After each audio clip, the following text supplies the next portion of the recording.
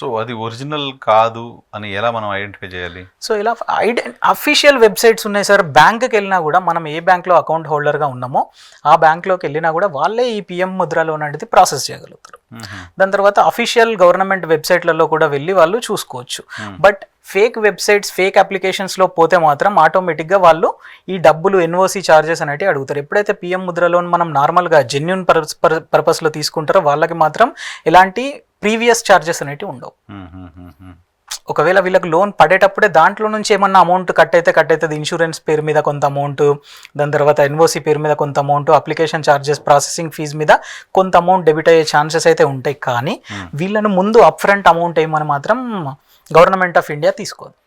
Government of India ఇచ్చే Mudra loans direct mobile కి message రావడం కూడా లేనట్టుంది కదా? 100% లేదు. చాలా loan apps, private loan apps అటువంటి మెసేజ్ పంపిస్తాం. ఒక్కసారి అదే సార్, ఒక స్కీమ్ అనేది మన దాకా వచ్చింది అంటే ఈ స్కీమ్ ఈజ్ ద స్కామ్. అంతే, స్కీమ్ ఇట్సెల్ఫ్ ఏ స్కామ్.